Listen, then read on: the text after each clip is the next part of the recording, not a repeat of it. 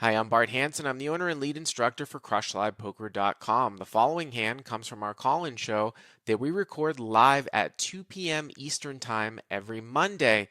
If you enjoy this video, hit that like button, and if you want to submit to be on the show, take a look at the information in the description. I want to go over a hand that I played online, which was like online on Poker Bros, and this was a hand that I screwed up, but it is a very, very good lesson in hand reading as I examine it. And I spoke about it on my regular podcast this Tuesday, but I want to visualize it. I want to visualize it here, and I want to visualize it for a YouTube video as well. So this is playing because I think it needs to be visualized for people to fully grasp the situation. So this is 1-2, 1-2, no limit, full ring, which, by the way, on a lot of these apps, full ring is softer than 6 max. So 1-2 full ring on Poker Bros. Low jack with a $400 stack opens to $6. Hijack with a $285 stack calls. Cutoff calls with a $205 stack. And Hero is in the big blind with Queen of Hearts, Jack of Hearts. Now here's the thing that I keep pointing out and stuff on my podcast too.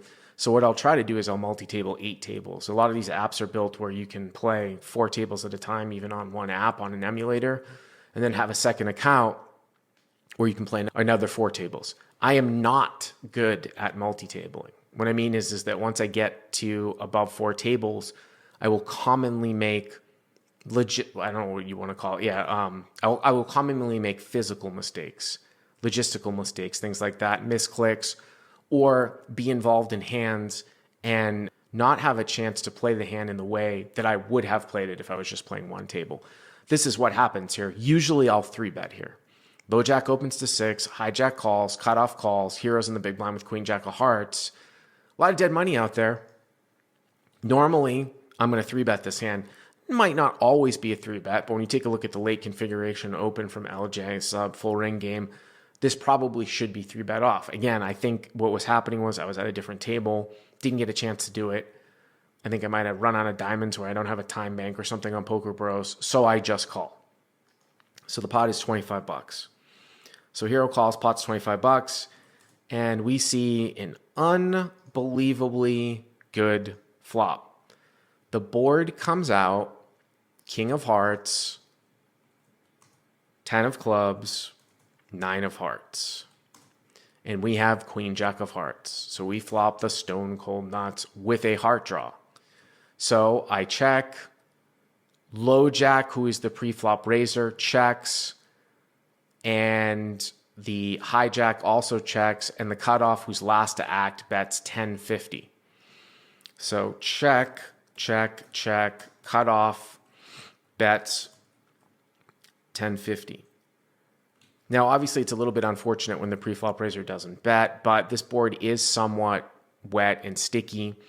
If you've been with me, I did an entire episode a couple weeks ago on my regular podcast on Crush Live Poker talking about slow playing, the times that you would do it. Here, we've got an interesting scenario where we have a lot of action card killers that can come that will slow the action down, and it would be a damn shame if we lose action to 2 pair, right?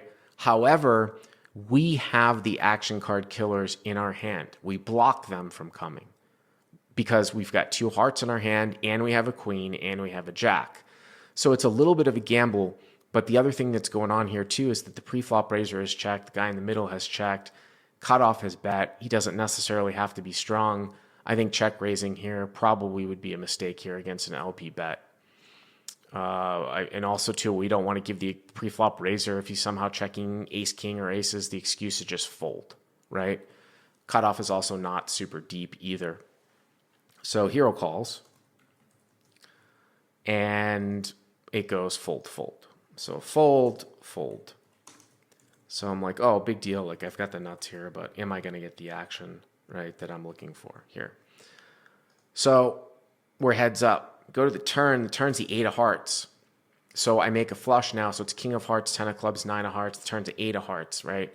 Straight flush draw still there, which probably isn't necessarily the best card for me if this guy was betting off with a king and trying to make like a protection bet or something like this. The pot has $46 in it after the turn call. And this is kind of interesting here, whether or not we should lead, because the guy in the cutoff bet last to act, we called next to act. That's a lot of strength. This is going to get checked through a lot of the time in smaller stakes live games, which I sort of see this kind of skill level being the equivalent of. I will do a fair amount of leading out that which you are allowed to do so that it won't go check here. So I think a case could easily be made for coming out and leading, but I check. Here are checks. And not surprising, the cutoff checks behind. Again, this all goes to like, you have to be lucky in multiple aspects of the hand to get money. Like, yeah, we flop gin here on the flop, but we already have 2 people that have folded. Late position is bet. Now we're starting to get the action card killers, and now it goes check on turn. And we kind of have a small pot, right? So it's check. And now, and this is really why I wanted to have this hand so that we could visualize it, because it's very, very important. The river rolls off the 4 of hearts. So we have gone from absolute gin to absolute shit. I mean, we're not at absolute shit. We've got the second nut flush here. But it's gotten to the point where it's not so good anymore, right?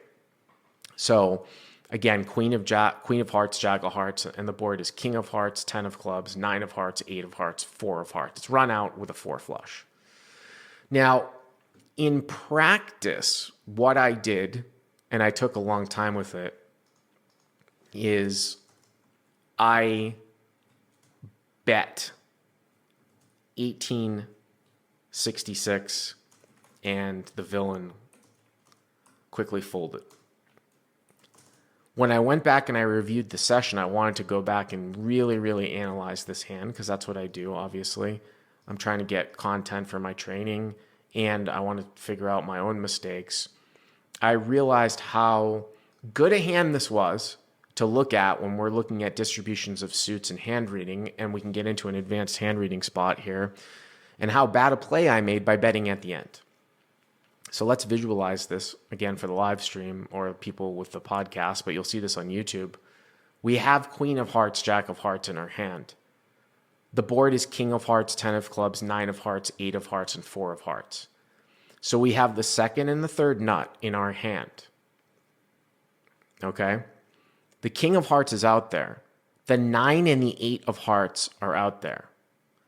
So, and obviously the ace of hearts beats us. So the only hand that we can get value from by betting on the river is the 10 of hearts.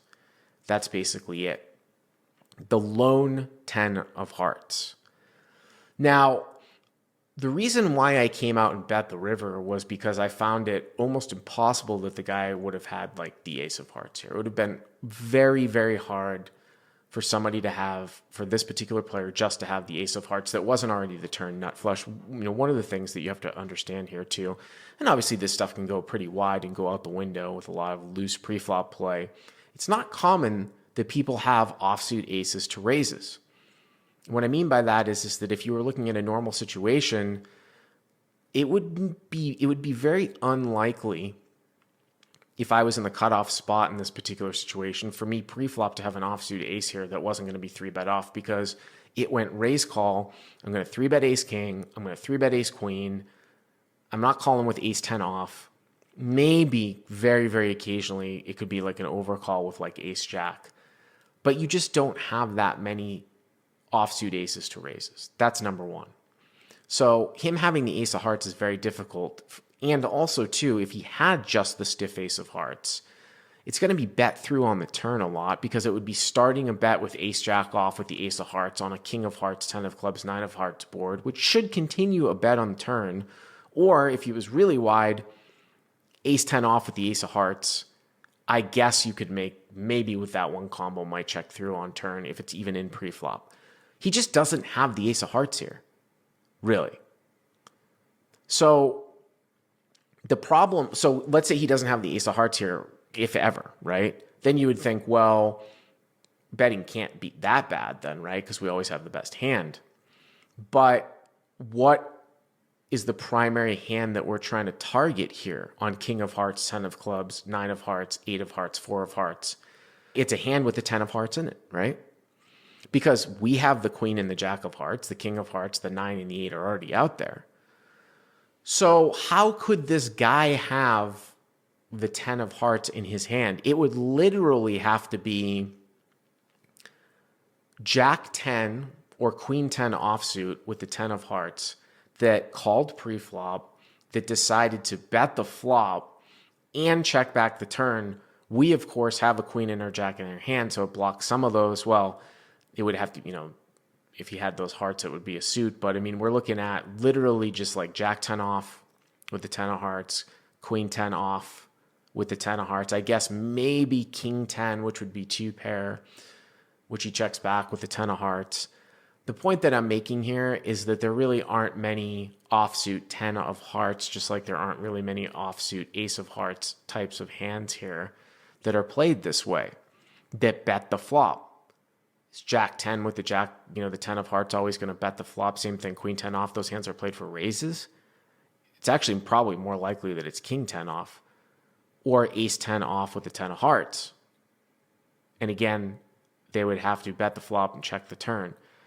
Very, very small part of their portion of their range. So when we conclude that this guy doesn't have really the ace of hearts, if ever, so we think we've got that best hand. He could have the ace of hearts in the sense that he's slow playing the nut flush on the turn. He had a 2-card hand, right? But he very rarely has that. And he doesn't have many 10x of hearts. We have the queen and the jack. The king, the 9, and the 8 are out there. Then what are the other heart hands that he could have? The 7 of hearts, 6 of hearts, 5 of hearts. All those are impossible. What's betting out on the flop? 5s, 6s, 7s with a heart on it? You're telling me that it's going to get checked to the cutoff 3 ways and he's going to bet 6s with the 6 of hearts on the flop? I don't buy it. So in actuality, most likely what he has on the flop is probably a king or some sort of hand that was taken for protection. So the question becomes, how is this played in a more profitable manner? Is it played as a check call, the bluff catch, a hand that gets turned into a bluff because they don't have a heart in it? Or should we be betting to target just the 10 of hearts? And I think that it's so unlikely that he has a heart in his hand here, the way that this is played out, a heart that's worse than ours that's called. I would make the case that checking here is probably the right play to induce a bluff, which is rare. It's rare at this level that I want to check call the river. We've talked about that. And also even rarer that I'm saying that he's going to actually have to turn a hand into a bluff here. Because a lot of people at this level don't do that. But I do think that betting here was probably a mistake with the second nut. And again, visualizing this is really like the building blocks of hand reading. Flushing boards are really, really good practice for hand reading. I always talk about watching the distribution of suits on a rainbow board will allow you to sometimes figure out if somebody's made a backdoor flush at the end. This is a really good spot here to take a look and be like, okay, let's take a look here at poker hand reading. Why do we think that this guy doesn't have the ace of hearts here? Why do we think it's so unlikely that 10x of hearts is probably not represented here, right? All that much besides maybe king 10 off. That's 2 pair that check back's turn. And then why would that lend us into saying that this is probably a check call here at the end? If you like what you've seen here, please hit the subscribe button. And if you enjoyed this call in hand, hit the like button down below. To check out crushlivepoker.com, click on the link in the description. Use the code YTA300 to get the first 30 days for free.